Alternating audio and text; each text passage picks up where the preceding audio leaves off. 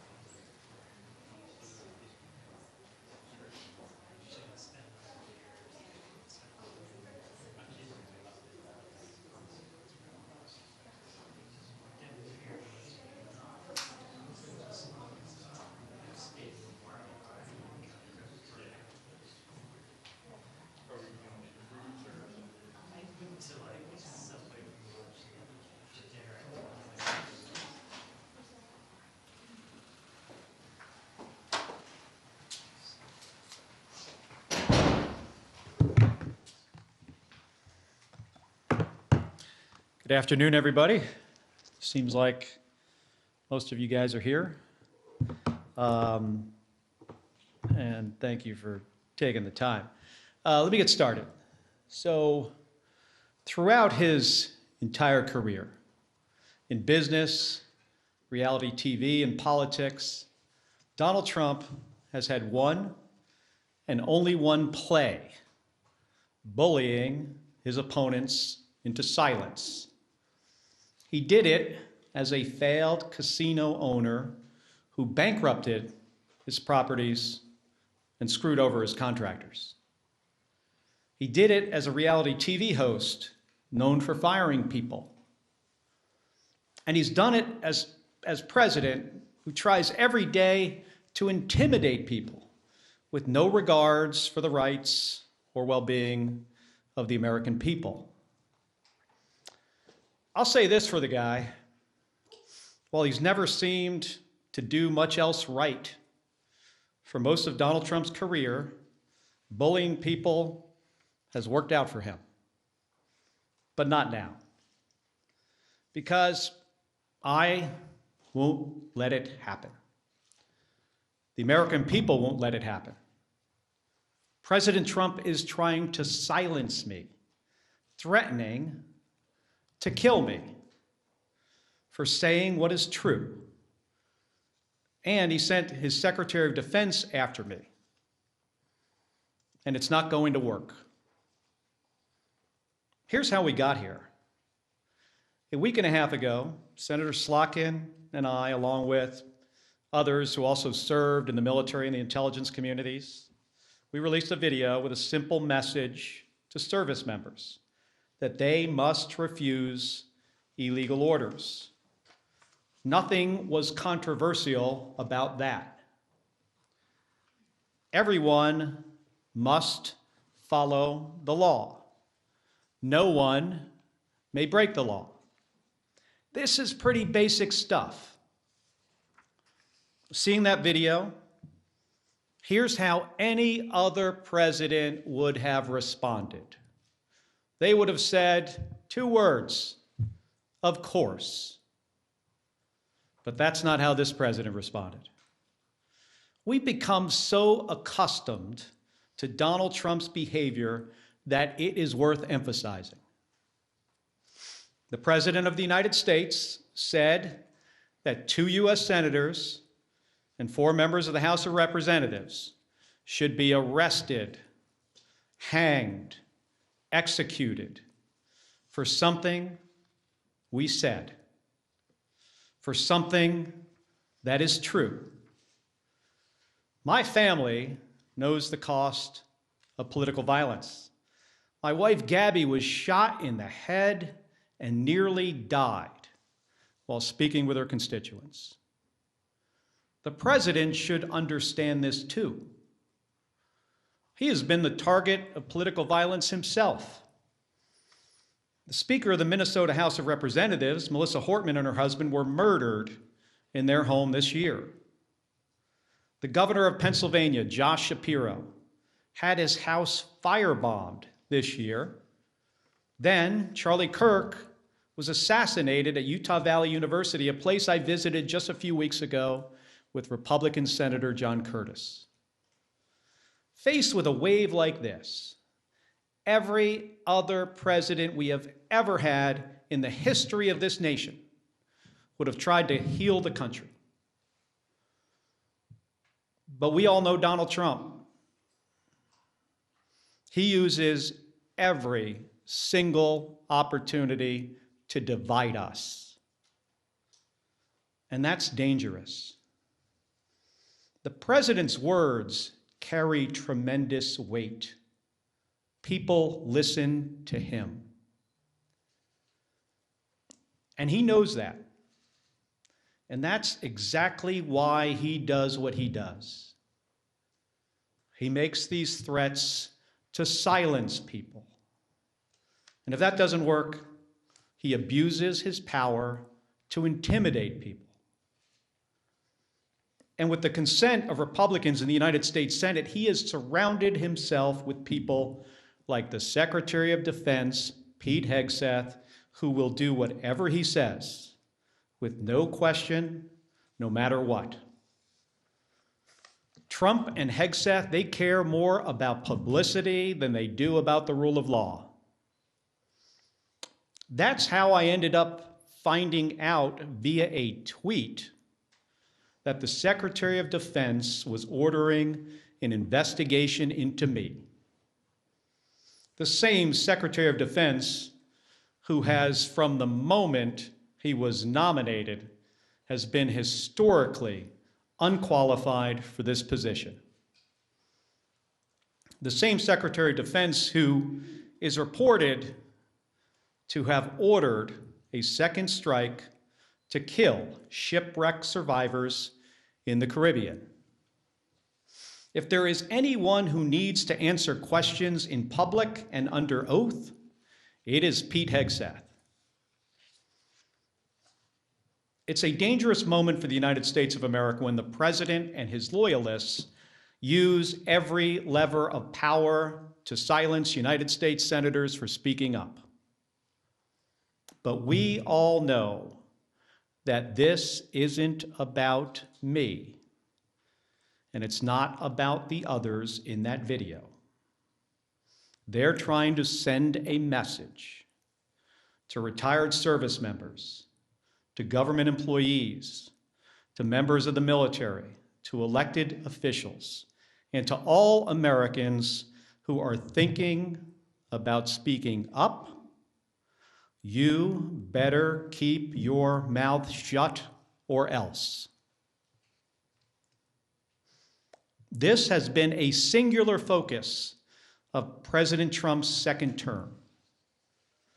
Not addressing costs, not creating jobs, intimidating people, and going after the people he views as his political opponents.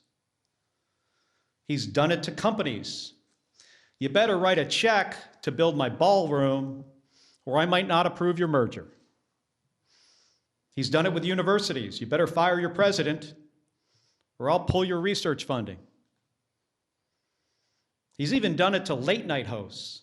You better not make jokes that I do not like, or I'll get you taken off the air, and I'm going to take your company's broadcast license. And he does it every week with Republicans in the House and the Senate. You better toe the party line, or I'll make sure you never get reelected. Folks, this comes at a cost. And not only to American companies, colleges, and comedians. It damages every American's freedom of speech and the balance of powers that form the foundation of our democracy. Because when Republicans in Congress are too afraid to disagree with this president, it means that his bad ideas go unchallenged. He has slapped reckless tariffs on countries across the globe, skyrocketing the cost of everything from groceries to school supplies. Republicans historically, well, at least a year ago, they hated tariffs. But when it comes to voting to undo them, they are too afraid of Donald Trump. So Americans pay more for just about everything because of spineless politicians. It's the same with healthcare costs. There are Republicans in the House and the Senate who really want to do something to prevent these healthcare premiums from spiking for millions of Americans. The solutions are simple, but President Trump says he doesn't want to, so nothing happens. Nothing except a government shutdown. It goes on and on. The president has gone too far. Everybody needs to wake up. The occupant of the Oval Office is ignorant to the Constitution and has no regard for the rule of law. In trying to silence me, in proposing to court-martial me, in threatening to kill me, for fighting back when our democracy demands that we must fight back. President Trump has crossed a line. And this time, it's not going to work. I will not be intimidated by this president. I am not going to be silenced by this president or the people around him, because I've given too much in service to this country to back down to this guy. In 1991, when Donald Trump was driving the Taj Mahal casino into bankruptcy, I was getting shot at over Iraq and Kuwait. In 2001, after Donald Trump said that the collapse of the Twin Towers meant he now owned the tallest skyscraper in Manhattan, I was carrying flags honoring 9/11 victims into space on a rocket ship.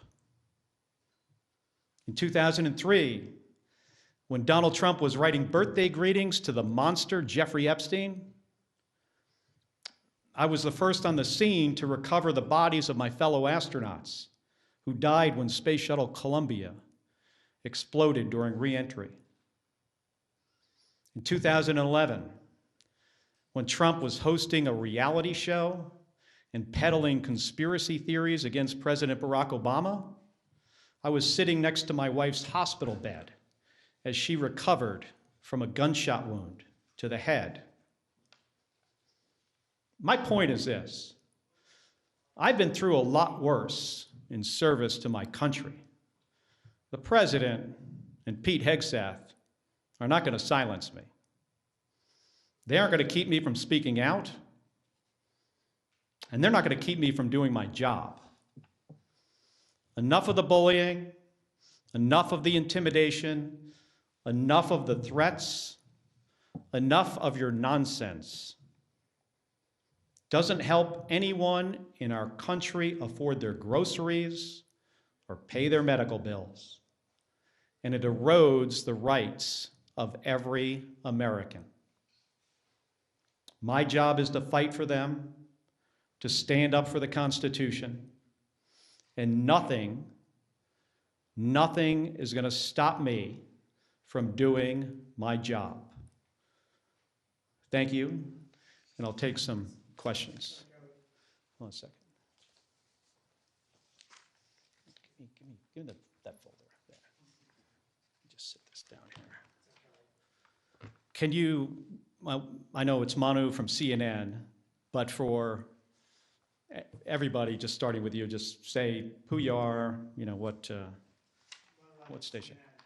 The White House said today that Admiral Bradley gave the order for that second strike on the Venezuelan boat. They also said this was a lawful strike. Yesterday, you said the second strike could be a war crime. Do you think that Bradley committed a war crime? Let me just start, Manu, by saying that there needs to be an investigation.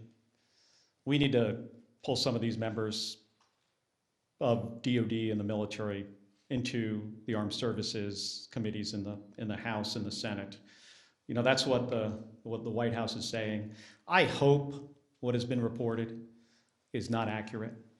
I revere members of the United States Navy, especially special operators, Navy SEALs. These are the most highly trained, you know, individuals in our military. I have deep, deep respect for them. So I hope what we are hearing is not accurate. I will say, though, you know, as somebody who has sunk 2 ships myself, that folks in the military need to understand, you know, the law of the sea, the Geneva Conventions, what the law says. And I'm concerned that if there were, in fact, as reported, you know, survivors clinging to a damaged vessel, that could be, you know, over a line. I hope it's not the case. I truly do. Should Admiral Bradley resisted that order? Again, I am, you know, not sure of all the facts yet. I don't want to prejudge before we have all the information. I think it's important for there to be an investigation. The inspectors general of DOD needs to investigate this. Unfortunately, an unqualified Secretary of Defense fired a bunch of them and got rid of a bunch of lawyers. I mean, Pete Hegseth, do I have a lot of confidence in DOD? Well, hopefully we have, you know, inspectors general there that will be doing an impartial investigation. I think we should wait for the results of those investigations. Regarding this press conference, the investigation into your actions, have you spoken with DOD or DOJ or anyone? Have there been any conversations, any interviews yet? You know, like I said in my remarks, I was notified of a potential court-martial through a tweet by the Secretary of Defense. I mean, think about that for a second. How ludicrous is that? That's the only notification that we have received to date. And I think that says a lot about who Pete Hegseth is and what he cares about. He doesn't care about the law. He doesn't care about process. He doesn't care about accountability. He cares about views on his Twitter account. And that's a big problem. I mean, I want to ask you guys this question. Have you ever in the history of our country seen a less qualified or less professional Secretary of Defense? I cannot think of one. Senator Kelly, Nathaniel Reed, Scripps News. Are you concerned about threats on your life? Have you stepped up your personal security and, of course, the security of your wife? Hey, I'm no stranger. You know, Gabby and I are no stranger to political violence. We get a lot of threats already. She continues to get threats. She gets threats on her life more so today because what Donald Trump said about me 10 days ago.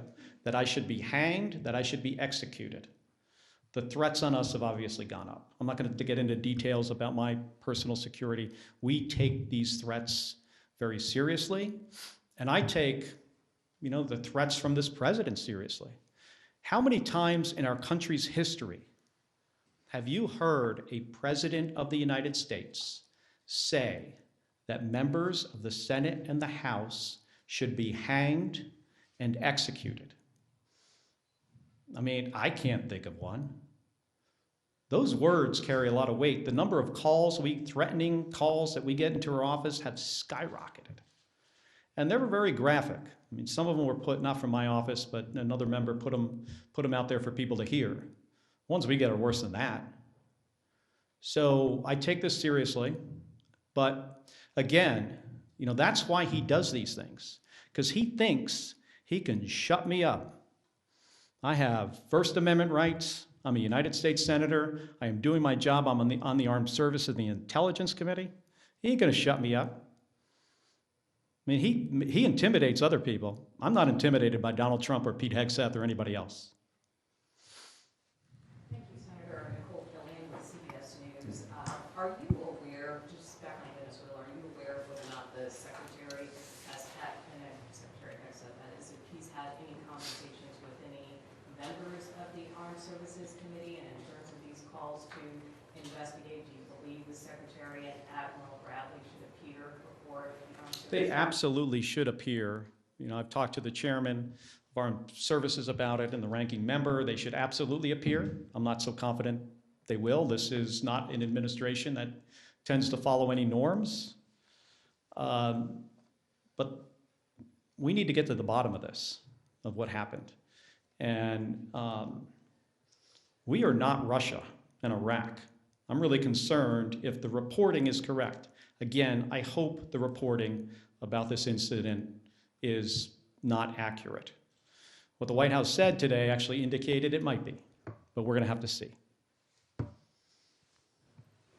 Going back to the DOD matter, are you considering any legal action for this risk of being court-martialed or any of the fees or risk of investigations?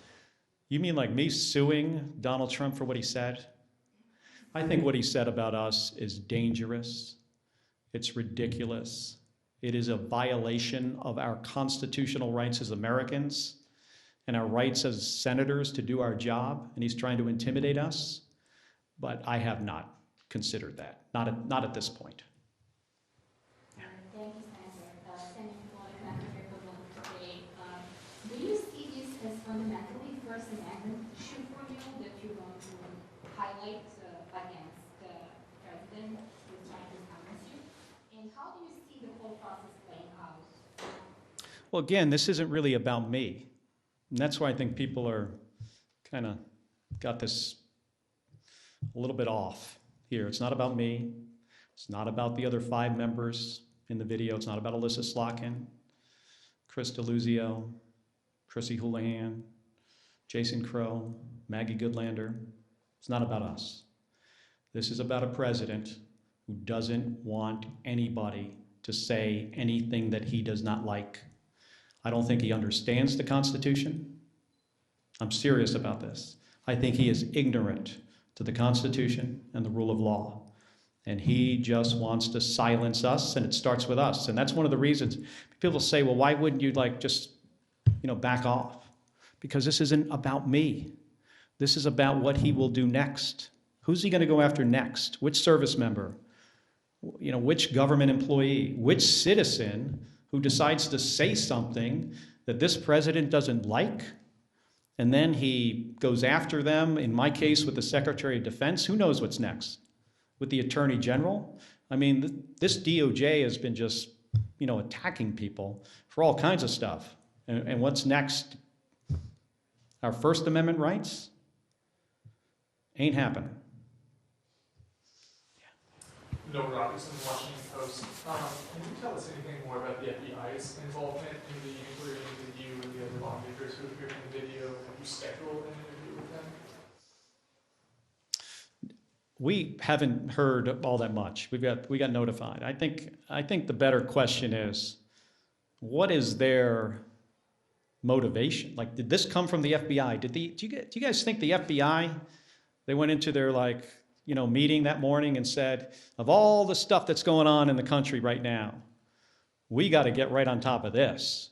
These guys said something the president didn't like, and now we've got to do something about it. Or do you think it's possible that the president told his FBI director to tell the FBI agents to reach out to these guys? So I think this is a good question for you. All of you in here should be asking the FBI those questions. I don't have the answers to them. Yeah. Can you tell us anything more about the Senate Armed Services Committee's inquiry into the September 2nd strike, the nature of the request for information submitted, what information has been sent back from DOD so far in your conversations with the chairman? Well, we had a brief on the first 3 strikes, and I have said this, before 10 days ago, that they're tying themselves in knots trying to explain why this entire operation is legal. And I imagine eventually, I hope you have an opportunity to see the legal argument that they made to do this. It's important for the American people to see it. We have to get folks before the committee.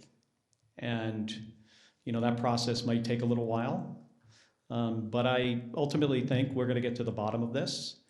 And again, if what seems to happen actually happened, I'm really worried about our service members.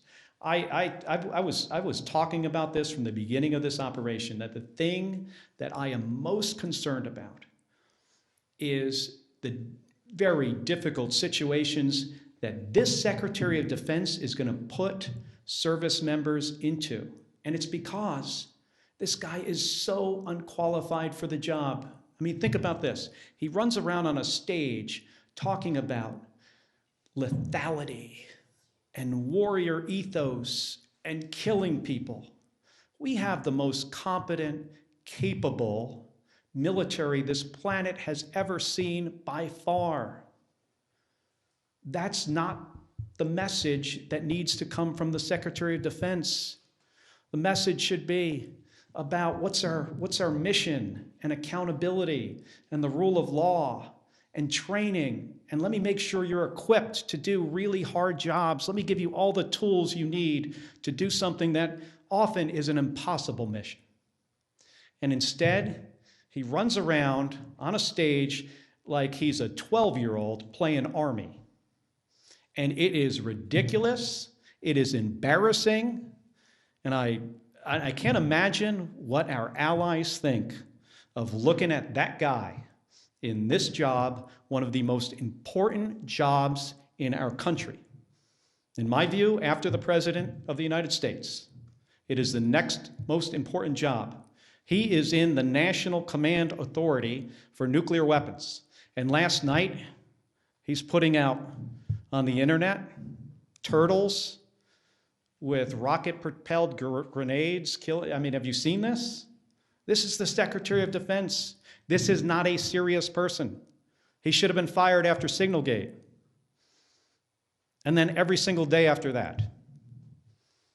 As reported in ABC News, just to put a finer point on it, because you were quite vocal about the sort of flimsy legality that was being offered during the briefings, were these sort of strikes that are now in the news what you were making reference to when you posted that video telling members of the military that they needed to feel okay disobeying orders that they felt were illegal?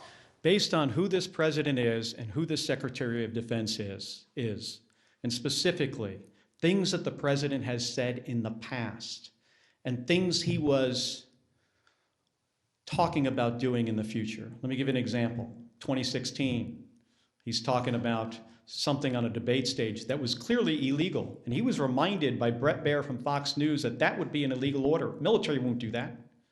You know what the president's response was to that? The military will not refuse my orders. Implying that even if they are illegal, they will not refuse them. He's also talked about shooting protesters in the legs.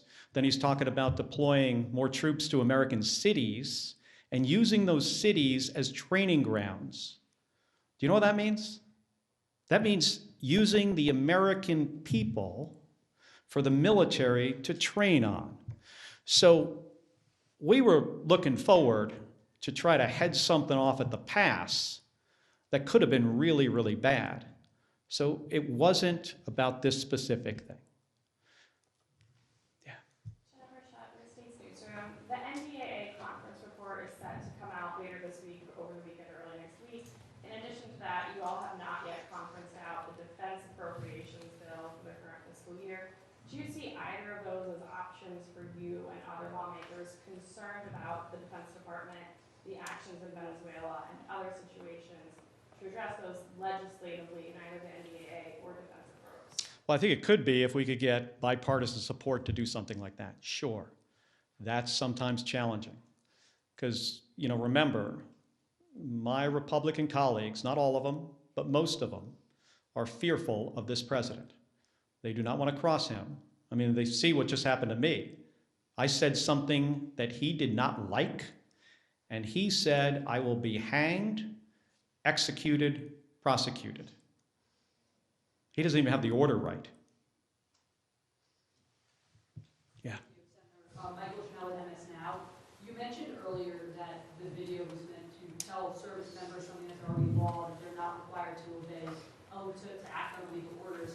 Since it already is the law, and presumably service members are aware of the law, why did the six of you guys feel it was necessary to make the video in the first place? Well, I think it's good for people to get a reminder. And we wanted to show that we had their back and we understood the situation they were in. Pretty simple. And we said something that is in the Uniform Code of Military Justice. According to the law of armed combat, we stated something pretty simple. Every service member doesn't hear these reminders as frequently as other service members. So we felt it was important to say under the circumstances. Yeah. Thank you, Senator. Joe Capote with the Associated Press. When you participated in the video, did you expect that the president would respond? Was that part of your expectation? We did a video before that he did not respond to. I was really surprised that he responded at all. And I thought if he was going to respond, so what I just said when I gave my remarks, I thought he would have said, of course, members of the military shouldn't follow illegal orders. So when he said, I was sitting in the skiff next to Alyssa Slotkin, by the way, when somebody comes in with a little piece of paper and it says, I could see what it said on it as it was handed to her, President just called for your execution. She leaves the room. 5 minutes later, she comes back. She says to me, he's called for your execution too. That was not the response we expected. Two questions. As you say, you're still gathering the facts, still not clear exactly what happened here. But if the Secretary of Defense did issue an order to kill people after on the second strike like this, is that an impeachable offense? Taking apart the numbers in the House, but in theory, is that a potentially impeachable offense to you? And then second, shift, healthcare. Short time here to figure out what's going to happen in healthcare. Just what's your involvement right now in the talks? Where does that stand? Well, on the first question, I think that's a question for attorneys. I am not an attorney. I don't pretend to be one. But only senators and House members. That is true. Of course. I do not know the specifics, on that part, of the law about impeachment. And again, let me remind folks that we're in the early days of this.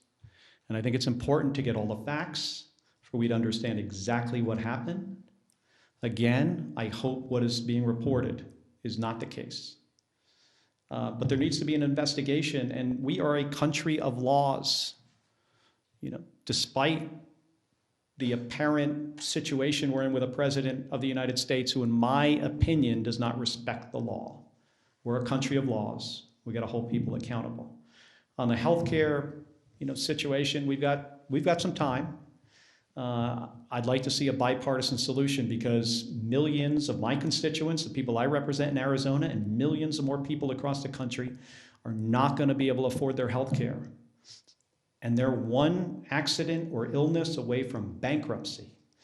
People lose their health care, they die. We can fix this. We have time to fix this. We know what to do. But again, it doesn't seem the President of the United States wants to do anything on this. If he wants to help the American people, he should engage with the United States Congress on fixing this spiking of premiums, fixing this issue.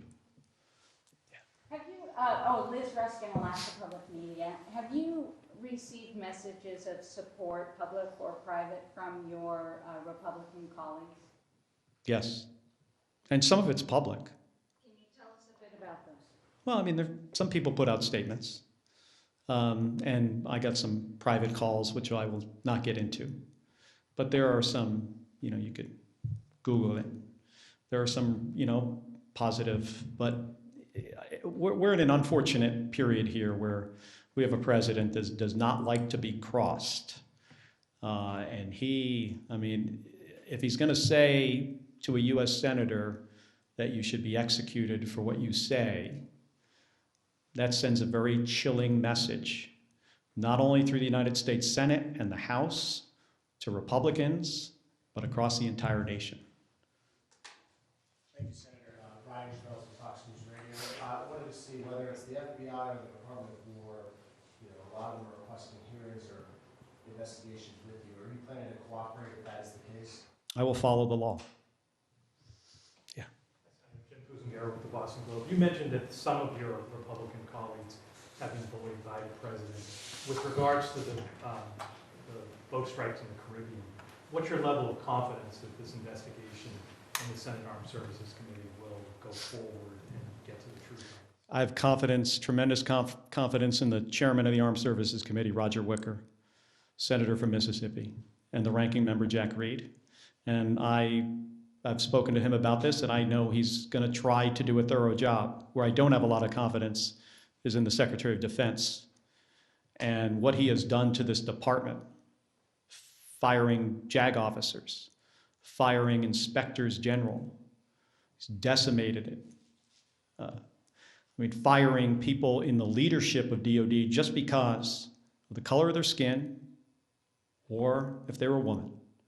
So I have about zero confidence in the Secretary of Defense. I have tremendous confidence in the chairman of the Armed Services Committee. Connor O'Brien, Politico. Senator Schatz tweeted this afternoon, he said Pete Hegseth needs to testify in the month of December before we pass a defense authorization. And I'm just curious, as a member of Armed Services, do you agree with that approach? Should Democrats be open to potentially holding up NDA to leverage testimony, information, whatever in this process? I spent 25 years in the United States Navy. I understand the importance of the defense bill and the programs that we authorize and the changes we make to policy through that piece of legislation. I've talked to Senator Schatz, and we'll continue to talk about this, but in general, my view, on this is we've got to be very thoughtful about how we handle the process of the defense bill. Yes. Just to clarify, you were not briefed on the double tap of the first strike. None of your briefings have included that. If Hegseth will not testify, will you call on Admiral Halsey of Southcom to come in and testify?